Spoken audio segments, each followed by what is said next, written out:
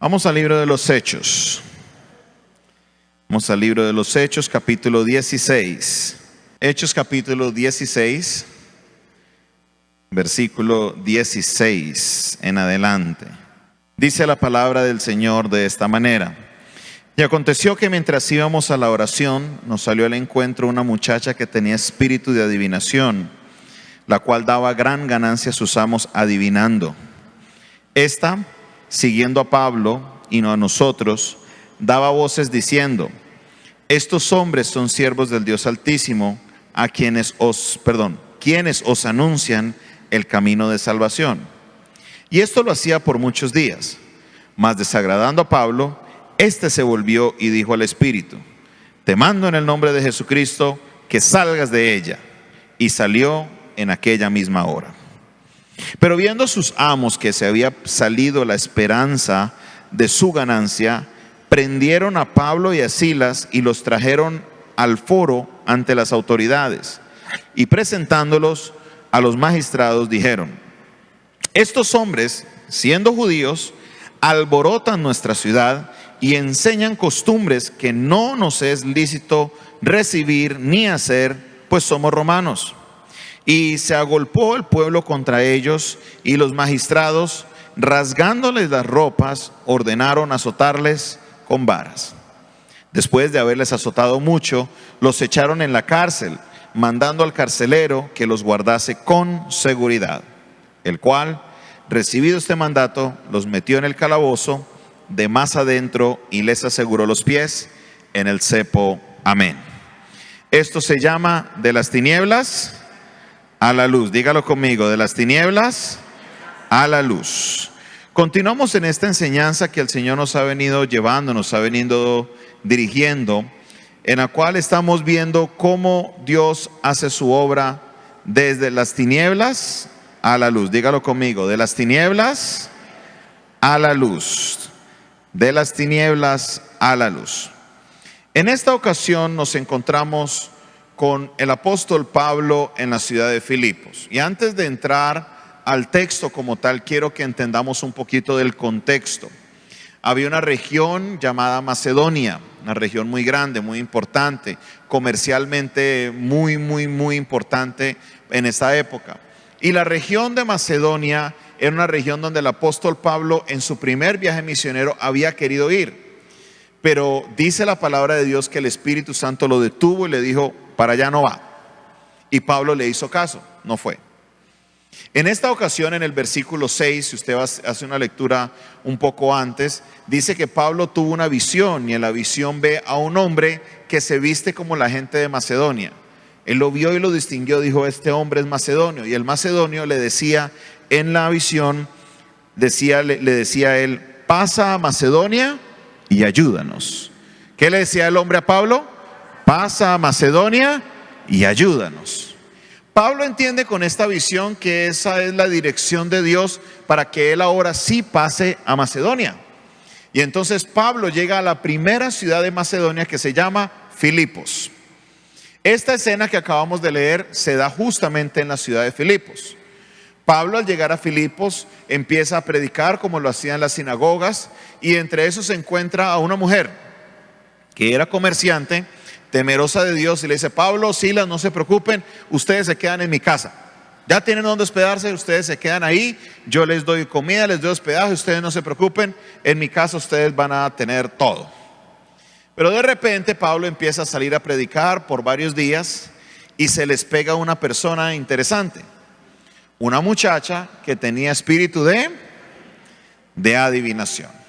Aquí es importante que miremos qué es lo que estaba haciendo ella, para que usted aprenda también cómo el enemigo trabaja. ¿Por qué razón se reacciona de esta manera? Porque usted mira el texto y usted dice: ¿ella qué estaba haciendo de malo? Ella solo estaba diciendo la verdad, estaba diciendo que ellos enseñaban el verdadero camino de salvación. ¿Eso qué tiene de malo? Pues resulta que el diablo no es solamente padre de mentira. Una de las características que tiene la obra del diablo, muchas veces, él obra utilizando la verdad, pero para causar daño. El diablo no solamente es el padre de mentira como lo conocemos, sino una de las traducciones de la palabra griega diabolos o diabolos, que es de donde sacamos diablo en el español, quiere decir persona que utiliza la verdad, pero para causar daño. Y eso es lo que vemos con las personas que practican la adivinación. Muchos creyentes chocan con el texto porque dicen, ¿cómo es que alguien que supuestamente está bajo la potestad de un demonio dice la verdad? Pues porque la intención de ella no era una intención buena. El texto no nos dice cuál es la intención, porque antes de que se dé algo, Pablo detiene la situación. Pero usted debe entender, espero que usted ya no lo haga, pero aquellos que en la vida pasada iban a los adivinos, a los brujos, ¿no les decían verdades también? Claro, muchas cosas que eran ciertas le daban en el clavo, pero ¿cuál era la intención? De llevar a la persona por el camino de la brujería, de la maldad. ¿Notan? Utilizar la verdad para causar daño. A veces nos comportamos como diablos, ¿no? Decimos la verdad, pero con la intención de causar daño. Lo que continuamos viendo en el texto es que en ese momento hay una confrontación de poderes. Es una confrontación que se da entre la luz y las tinieblas. Pablo ve que por aquí no hay algo bueno. Pablo tenía discernimiento. Pablo vio que esta mujer no tenía buenas intenciones. Inmediatamente le habla ¿a quién?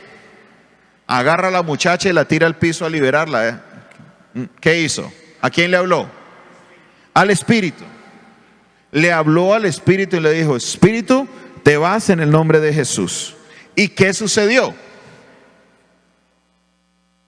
Juan capítulo 1 dice, la luz siempre prevalecerá sobre las tinieblas. Sucedió lo que siempre iba a suceder. El poder de Dios derrotó al enemigo y esta mujer fue libre en el nombre de Jesús. Amén. ¡Qué bendición! Ustedes dirían, seguro la familia dijo, uy, gracias porque usted me dejó a mi hija libre. Usted diría que los vecinos seguro dijeron, uy, qué bueno porque esta muchacha antes estaba atada y ahora estaba libre. Pues no, resulta que le armaron problemas a Pablo. Porque hay que entender el contexto un poco. Sé que esta idea es muy difícil hoy con el contexto que tenemos de entenderla, pero en el contexto de aquellos la esclavitud todavía era legal. La compra y venta de personas todavía era legal.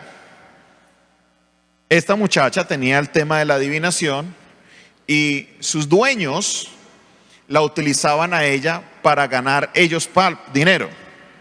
No era como la mayoría de personas hoy que son libres y trabajan para sí. Ella no. A ella le daban vestido, comida y estadía, y todo el dinero que ella ganaba era para los dueños de ella. Estaba atada por lado y lado. La tenía atado un demonio y estaba atada por sus amos. Estaba esclavizada por ellos. Los amos habían invertido un dinero esperando tener ganancia, ¿o no? ¿Alguien compra pan para vender pan? No. Usted invierte esperando ¿qué? Imagine que yo le diga, vea, le tengo una inversión, usted invierte 100,000 y le devolvemos 50,000. ¿Usted invertiría ahí? Claro que no, porque está perdiendo dinero. Uno invierte es para ganar. Pero ¿qué pasó? A la muchacha quedar libre ya no adivinaba. Y al no adivinar, ¿qué pasaba con la plática de los jefes? Entonces, para que usted se ponga en los zapatos de ellos, ¿cómo trabaja usted? ¿Usted se gasta lo que tiene o se gasta lo que se va a ganar? Seamos honestos. Si usted tiene un negocio, el negocio ya le está generando 2 millones de pesos de ganancias, ¿cómo piensa usted? Ah, no, yo me compro esto a cuotas de 500,000 porque yo me estoy ganando 2 millones. Entonces con 2 millones me alcanza a pagar los 500,000, ¿o no? ¿Lo compró con lo que tenía o con lo que se iba a ganar? Casi todo el mundo funciona así.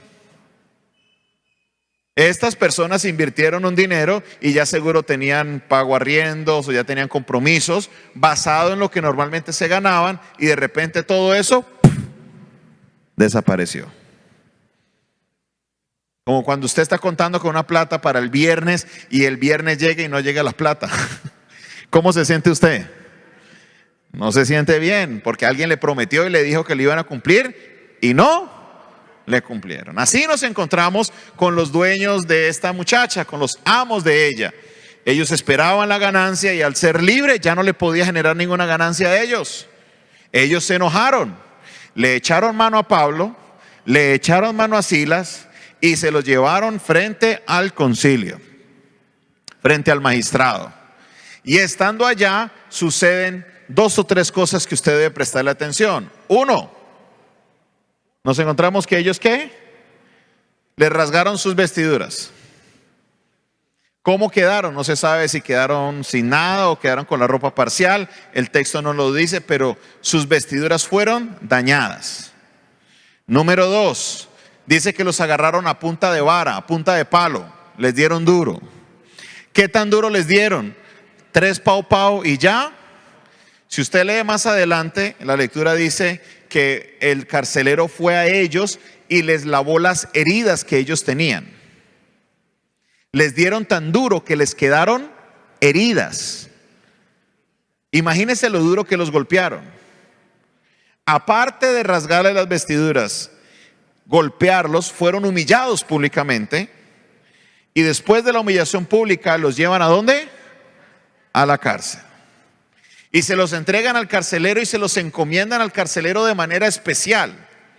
De tal manera que el carcelero no los coloca en la cárcel del frente, sino en la cárcel del fondo, como si fueran personas pues con un peligro impresionante.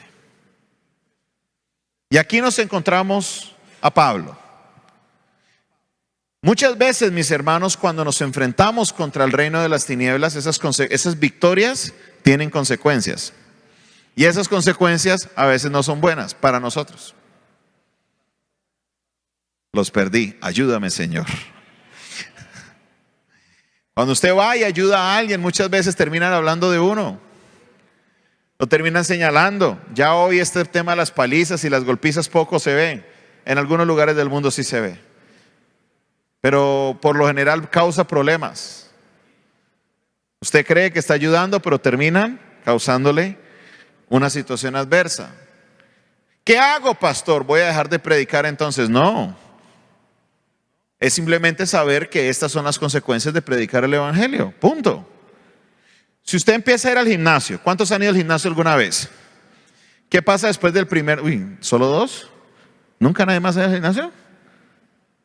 Ayúdanos, Señor. Hay que montar un gimnasio aquí en la iglesia, parece. Y el primer miembro tengo que ser yo. Cuando usted empieza a ir al gimnasio los primeros días, ¿qué sucede con su cuerpo?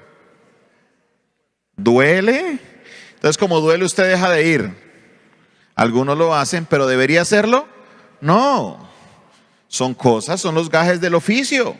Son las cosas que suceden. Cuando usted corrige a alguien, por lo general, ¿qué pasa? ¿Se enojan con uno o no? Entonces voy a dejar de corregir, que hagan lo que les dé la gana. No. Son los gajes del oficio. Lo mismo encontramos aquí.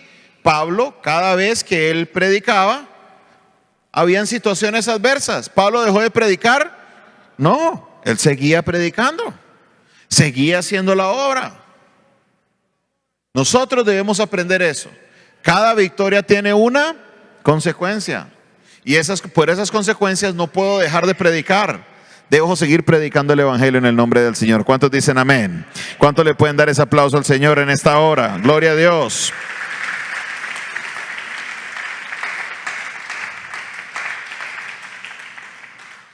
Versículo 25. Continuamos en Hechos capítulo 16 para los que se están conectando en este momento con nosotros. Dice la palabra de Dios. Pero a medianoche, ¿lo puede leer este versículo conmigo? Pero a medianoche, orando, Pablo y Silas, ¿qué hacían? O sea, Dios y los presos, ¿qué hacían ellos? Oraban y cantaban himnos. Empiece usted a ver la escena. Quiero que usted se meta en la película conmigo. Usted no hizo nada malo. Usted hizo fue ayudar a alguien. Pero ayudando a esa persona, lo colocan en escarnio público, le rasgan las vestiduras, le dan palo a tal punto que lo dejan herido y para rematar lo llevan a la cárcel. ¿cómo se sentiría usted? Bueno, están muy callados. Vamos a ver si con esta pregunta les ayudo. ¿Cuántos de ustedes han pasado pruebas? Sí. ¿Cómo ora usted en la prueba? ¿Cómo se siente usted en la prueba? Señor, ¿hasta cuándo? Señor, ¿por qué a mí? Yo sirvo en la iglesia. Yo hasta doy ofrenda. ¿Por qué a mí, Señor? Sácame de esta prueba. ¿Alguna vez usted ha orado así? No se hagan, que yo los he escuchado. Es lo más normal. Resulta que Pablo, con vestiduras rotas, golpeado y en la cárcel. Y no crea que las cárceles de Roma son las cárceles de acá. En las cárceles de Roma no había personal de aseo. En las cárceles de Roma no había un inodoro para que ellos fueran a hacer sus necesidades. ¿Dónde estaban Pablo y Silas? ¿Amarrados a qué? ¿Qué es el cepo? ¿Qué inmoviliza el cepo? Y si usted no puede mover los pies, ¿dónde hace usted sus necesidades? Y no venían todos los días a limpiar. Para ellos la cárcel era la cárcel, que sufran. ¿Sabe qué es uno con heridas en el cuerpo y saber que está en un lugar con ese olor? Porque ahí estaban las necesidades no solo suyas, estaban las necesidades del que estaba ayer ahí, y del que estaba hace una semana ahí, y del que estaba hace un mes ahí. ¿Van entendiendo la película? Y Pablo en ese momento, en vez de decir, Señor, pero ¿por qué a mí? Pablo estaba cantando himnos, orando, ¿y qué? Y cantando himnos. ¿Qué himnos cantaban? No sabemos, porque los himnos de esa época no sé si existan el día de hoy, pero seguramente era algún himno como ¿quién nos podrá separar del amor de Cristo? ¿Se lo saben? ¿Quién nos podrá separar? ¿Cómo es? ¿Quién nos podrá? ¿Quién nos podrá separar del amor de Dios? Préndelo ahí. ¿Nota cómo el ambiente se pone alegre? Así estaba Pablo, alegre, contento. Él no estaba ahí, no, pues me toca cantar porque la Biblia dice que cante. Bueno, no. Dice que todos los presos en la cárcel oían que ellos estaban cantando, golpeados, heridos, falsamente acusados. ¿Y ellos qué estaban haciendo? Alabando al Señor. ¿Qué causó ese impacto en ese momento? Versículo 26. Entonces sobrevino de repente un gran terremoto, de tal manera que los cimientos de la cárcel se sacudían y al instante se abrieron todas las puertas y las cadenas de todos. ¿Qué pasó? Se soltaron. Imagínense esta escena. Viene un terremoto. ¿Qué pasó con las puertas? ¿Las puertas de una cárcel tienen algún sistema de seguridad? ¿Qué piensan ustedes? Claro, es una cárcel. Yo no sé si existían los candados, yo no sé qué sistema hacían ellos para mantener la puerta cerrada, pero lo que sea que tenían, se abrió. Las cadenas que tenían seguridad o no, ¿qué piensan ustedes? Claro, estaban presos, pero lo que sea que sostenía esa cadena, se soltó. ¿Por qué se soltaron? ¿Por qué se abrieron las puertas? ¿Quién estaba obrando? Dios estaba obrando. Pablo, por más fuerza que tuviera, no podía abrir todas las puertas y quitar todas las cadenas. No, era el poder de Dios que estaba obrando en ese momento. Amén. Ahora, denle ese aplauso a Dios. Gloria a Dios. Pero ¿qué hizo Pablo en ese momento? Aquí es lo que quiero que lleguemos a este punto. Versículo 27, ¿qué dice? Despertando el carcelero y viendo abiertas las puertas de la cárcel, sacó la espada y se iba a matar, pensando que los presos habían huido. Sacó la espada y él, ¿qué iba a hacer? Se iba a matar. Él vio las puertas abiertas y dijo, esta gente se voló. Los soldados romanos tenían un código de honor.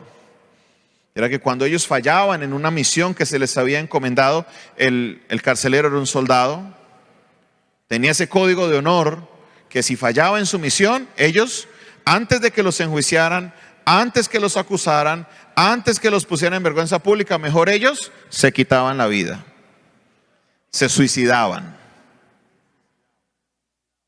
Y él vio las puertas abiertas y dijo, se nos volaron los presos, yo aquí me voy a matar. ¿Qué sucedió? Verso 28. Mas Pablo clamó a gran voz diciendo, no te hagas ningún mal, pues todos estamos aquí. Quiero tomar este texto para hacer un paréntesis importante. Un paréntesis que es clave, que la iglesia aquí en Cali necesita escucharla. ¿Qué era lo que estaba haciendo el carcelero? El carcelero se iba a suicidar. ¿Y por qué se iba a suicidar? Por algo que él pensó que había pasado, pero en realidad no había pasado.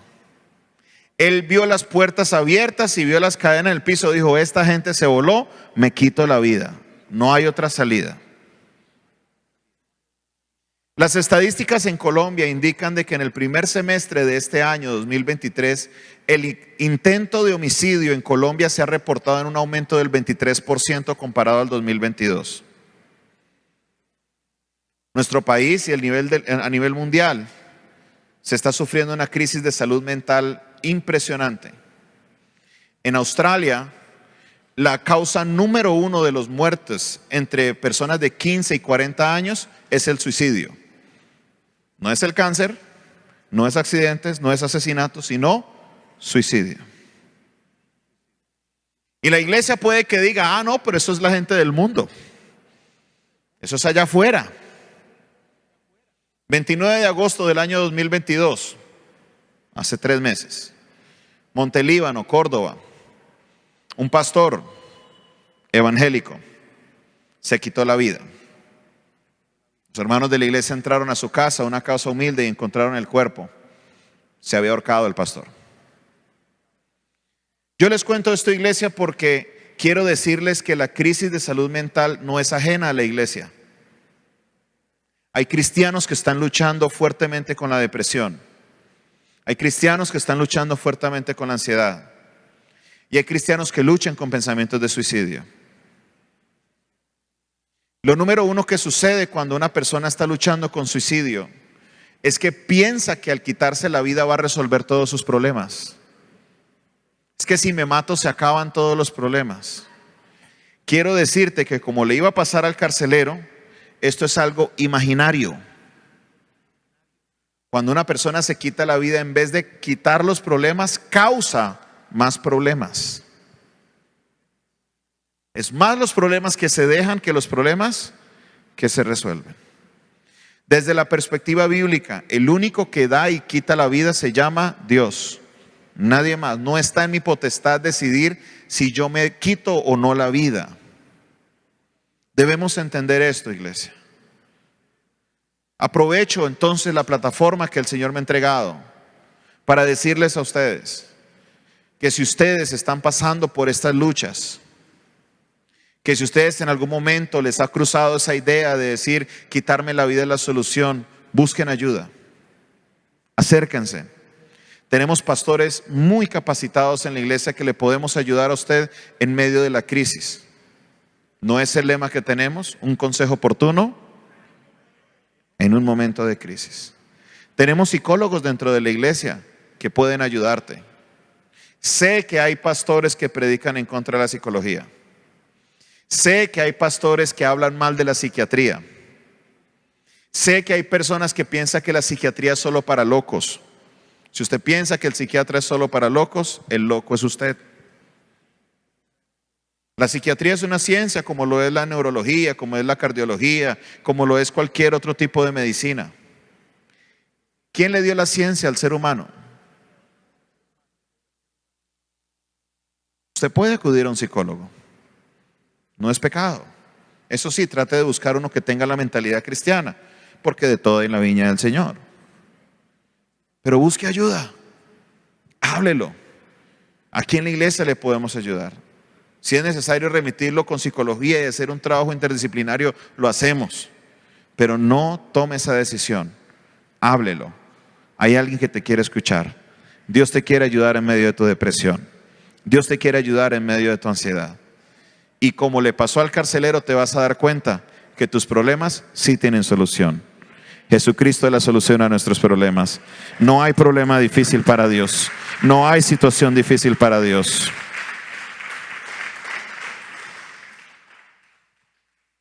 El carcelero se iba a quitar la vida por algo imaginario. Pensó que todos se habían volado. Pero aquí vemos lo más insólito de la historia. Porque era raro que Pablo cantara en la situación que estaba. Pero si usted fuera Pablo, solo imagínese, coloque usted en los zapatos de Pablo. Usted está en esa cárcel hedionda. Usted está orando a Dios, está clamándole a Dios, está ahí por una razón injusta. Le duele todo porque le dieron palo, lo tenían amarrado. Y de repente usted ve que la cadena que tenía en las manos se le cayó. Que la cadena que estaba en los pies se abrió.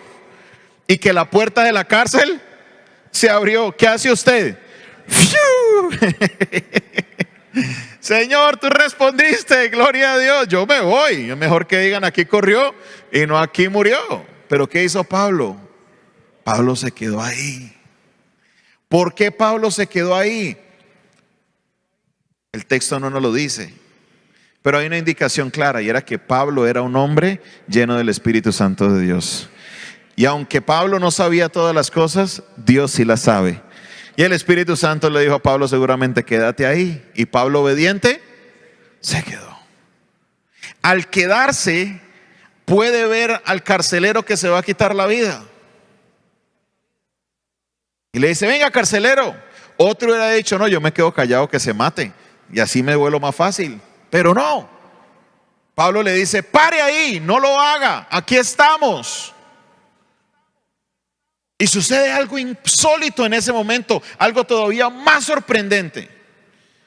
¿Cuántos de ustedes han visto cómo trata los carceleros a los presos? ¿Cómo los tratan? Porque el carcelero está en una posición de autoridad. Se cree que está por encima de la persona que está presa. Por eso se comportan de esa manera. Pero ¿qué sucede en este momento? El que está en autoridad es ¿quién? El carcelero. Pero el carcelero que está en autoridad corre y se arrodilla a los pies de Pablo y Silas. Porque el carcelero entiende que la autoridad que está sobre Pablo y Silas es superior a la autoridad que tiene el carcelero. Y arrodillado le dice, venga, díganme, por favor cuéntenme. ¿Qué debo hacer para ser salvo? Versículo 29. Él entonces, pidiendo luz, se precipitó adentro y temblando se postró a los pies de Pablo y Silas y sacándolos les dijo, señores, ¿qué debo hacer para ser salvo? Y aquí encontramos una constante que la vemos en el texto y la estudiamos hace una semana. No sé si usted recuerda cuando yo les hablaba de que Pablo estaba en tinieblas. Dios hace que, o Jesús hace que se cause una ceguera en Pablo, aunque él se comportaba bien. Él era un hombre que amaba a Dios. Pero Dios lo dejó ciego para que él entendiera que aunque se comportara bien, estaba en tinieblas. Porque el que no anda con Jesús, anda en tinieblas. Puede que te portes bien, puede que no robes, puede que no mates, puede que no hagas nada malo, entre comillas. Pero si no tienes a Jesús, no tienes la luz. Y el que no anda con Jesús, anda en tinieblas. Note lo maravilloso del texto. Por eso los detalles son claves. ¿Qué fue lo primero que pidió el carcelero? Pidió una luz. Lea el texto. Dice que él mandó a pedir una luz. ¿Por qué manda a pedir la luz? Es lógico. ¿Qué hora era? Dice el versículo que era de medianoche. ¿Qué pasa a la medianoche? ¿Hay luz o no hay luz? oscuras. Y estamos en una época que no había alumbrado público, no había electricidad, no había nada de esto. Era todo, estaba a oscuras y él manda a pedir una luz. Aquí vemos que el carcelero literalmente estaba en tinieblas. Literalmente estaba en tinieblas. Pero llegó la luz y lo iluminó. También en su vida espiritual, ¿cómo se encontraba el carcelero? En tinieblas. Pero él fue donde Pablo le dijo: ¿qué puedo hacer para ser salvo? ¿Y qué le respondió Pablo? ¿Qué le respondieron ellos dos? Versículo 31, dígalo fuerte conmigo. Y ellos dijeron: cree en el Señor Jesucristo y serás salvo tú y tu casa. Aleluya. Él recibió la promesa. Pablo le dijo: crea en quién, en Jesucristo. En Él encontrará la salvación, en Él encontrará la vida eterna. Y no solamente usted, sino que todos los de su casa serán salvos. Versículo 32, y le hablaron la palabra del Señor a él y a todos los que estaban en su casa. Y él, tomándolos en aquella misma hora de la noche, les lavó las heridas. Y enseguida, ¿cuándo? Se bautizó él con todos los suyos. Y llevándolos a su casa, les puso la mesa. Y se regocijó con toda su casa de haber creído en Dios o a Dios. Mire la escena. Todo pasa a medianoche, 1, 2 de la mañana. El carcelero los saca. ¿Sabe qué es? ¿Quién está a cargo de ellos? El carcelero. Y el carcelero mismo los saca. ¿Para dónde se los lleva? Uy, no, los voy a llevar a un lugar neutro para que no sepan dónde yo vivo. A lo mejor esta gente es peligrosa. ¿Para dónde se los llevó? Para su casa. ¿Y qué pasó? Él y la familia creyeron. ¿Y qué hicieron? ¿A qué horas? Inmediatamente. Eso eran 2, 3 de la mañana. ¿Cómo estaría el agua a esa hora? No fue a los 5, 15, 30 años de haber recibido a Cristo que se bautizó esta gente. No, ellos creyeron en Dios, inmediatamente descendieron a las aguas, se bautizaron y los sentaron a la mesa y les dieron de comer. Lavaron sus heridas, los atendieron, porque la salvación había llegado a su casa. El carcelero creyó en el Señor y él y toda su familia fueron salvos. Pero dentro de todo esto nos queda algo, y es la palabra que el Señor tiene para nosotros el día de hoy. Es lo que Dios nos quiere enseñar el día de hoy. ¿Cómo sucedió este cambio en el carcelero? De ser el carcelero ahora ser el discípulo. ¿Qué fue lo que hizo el cambio? Y le quiero decir que lo que hizo el cambio fue la predicación de Pablo. ¿Pero de qué predicación estamos hablando? La predicación más importante que Pablo pudo haberle dado al carcelero, ¿sabe cuál fue? Su testimonio. Que pudiéndose haber volado, no lo hizo. Que pudiéndose haber quejado, no lo hizo. Que pudiendo haber hecho algo diferente en ese momento, haber tenido una actitud fea, haber actuado mal contra el carcelero, haberse quedado callado, haberlo dejado morir, él no lo hizo. Él le salvó la vida, literalmente. Donde Pablo no hable, ese soldado hubiera muerto. Todos los que estamos aquí somos predicadores, todos. Hay muchos que dicen: no, solo el pastor, solamente ellos son los que predican. No, aquí todos predicamos. ¿Sabe cómo predicamos? Con nuestro testimonio, con nuestra manera de vivir. Y hemos sido buenos predicadores, le cuento, porque el mensaje se ha regado. Desafortunadamente el mensaje que se ha regado no ha sido un mensaje bueno. El mundo lo que más comúnmente dice es: para ser cristiano como esta persona, mejor no lo soy. Mejor me quedo como estoy. Es la razón número 1 por la cual las personas rechazan el evangelio. Para ser como esta persona, mejor me quedo así. que no hemos logrado comprender que el mensaje más grande que yo doy es mi manera de vivir. ¿Cómo me comporto yo? ¿Cómo trato a los demás, a los que están alrededor mío? ¿Cómo te comportas en tu trabajo? Vaya, lave los baños. No, ¿usted qué le pasa? Yo tengo un magíster, un doctorado. ¿Yo qué voy a hacer lavando baños? Por eso me maté 10 años en la universidad. ¿Sabe qué debería ser un cristiano? Ir y lavar los baños y demostrar que es un doctor hasta lavando baños. ¿Cómo deben quedar esos baños? Mejor, más limpios que si lo lavara una persona normal.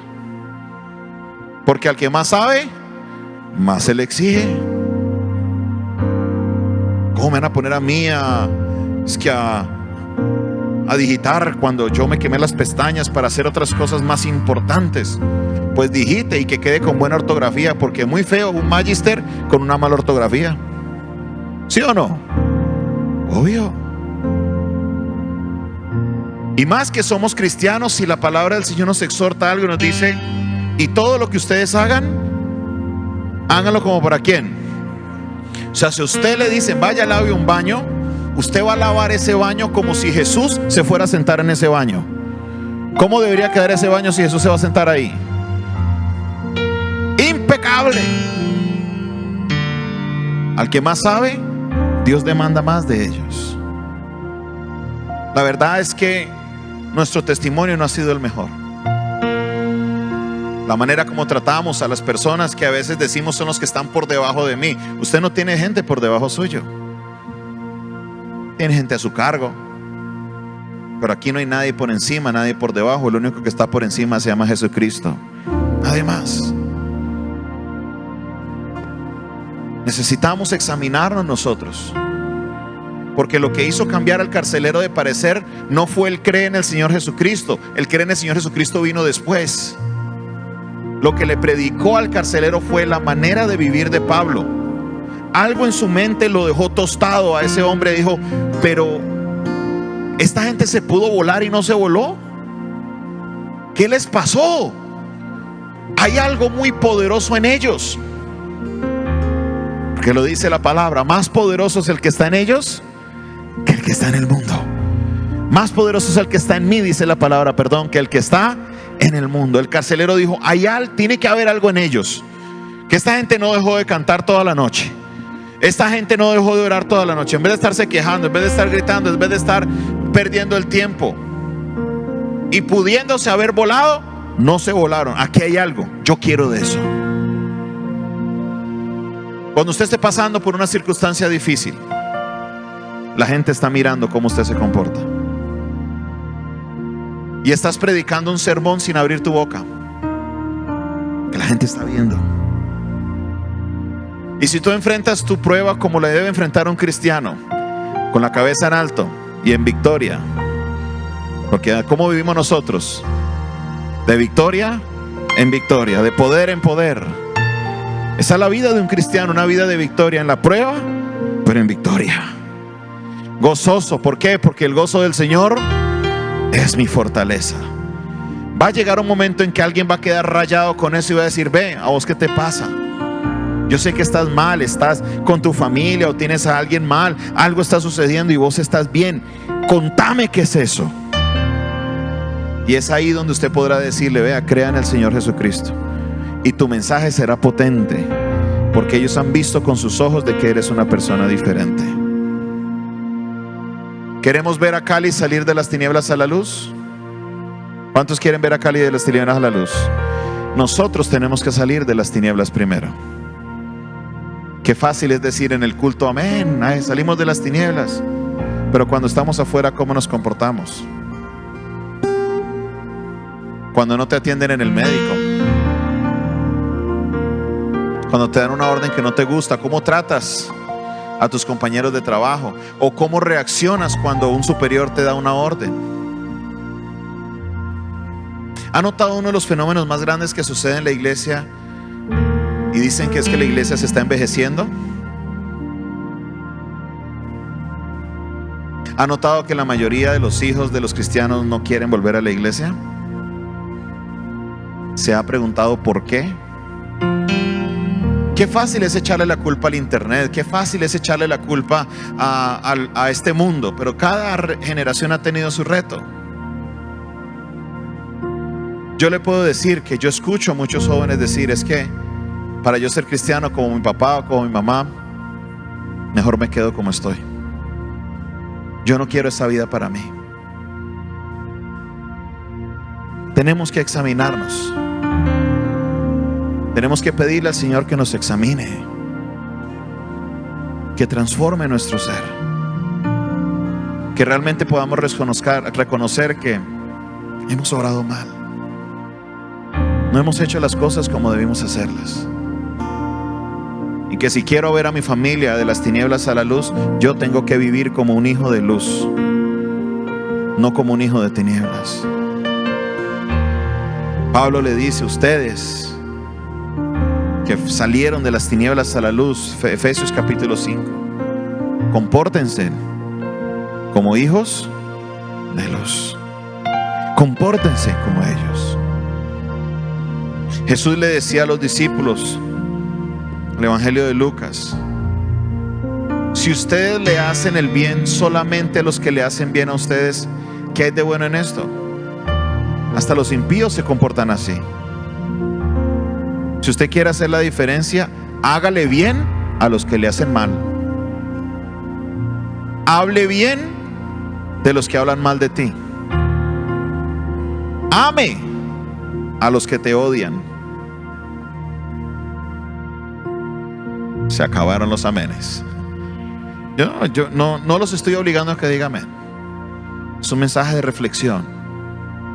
Tenemos que examinarnos, porque tenemos que verdaderamente salir de las tinieblas a la luz. Así habrá una ciudad que podrá ver y decir: ¿qué tiene usted? Usted es diferente. Y yo le podré decir: es que Jesús cambió mi vida. Y si tú crees en Él, podrás ser salvo tú y toda tu casa. Predica. Predica con tu testimonio. Predica con tu comportamiento. Y verás cómo poco a poco tu familia llegará a los pies de Jesucristo. Verás cómo poco a poco los compañeros de trabajo o los empleados que tienes a cargo llegarán a los pies de Cristo. Verás cómo tus amigos podrán llegar a los pies de Cristo.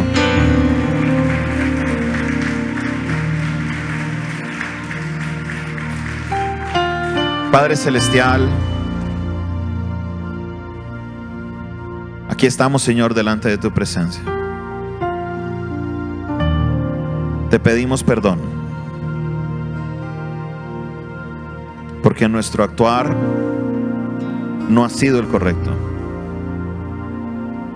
Te pedimos perdón, Señor, porque nuestra manera de vivir no ha sido una que refleje tu amor. Te pedimos perdón, Señor. Te pedimos, Padre Celestial, que nos ayudes para que nuestra relación con el Espíritu Santo se pueda renovar. Reconocemos que eres tú quien nos cambias, no nosotros. Solo por tu poder que podemos nosotros cambiar. Hoy te pido, Dios, te ruego que me perdones, porque hemos contristado el Espíritu de Dios que está en nosotros. Lo hemos contristado con nuestras acciones, con nuestras actitudes. Lo hemos contristado. Queremos hacer tu voluntad, Señor. Examíname, Señor. Conoce mi corazón. Pruébame y conoce mis pensamientos. Señor, ve si hay en mí caminos de perversidad y guíame, Dios, por el camino eterno. Dependo de ti, Señor. Transfórmame, Dios. Transfórmame, Señor.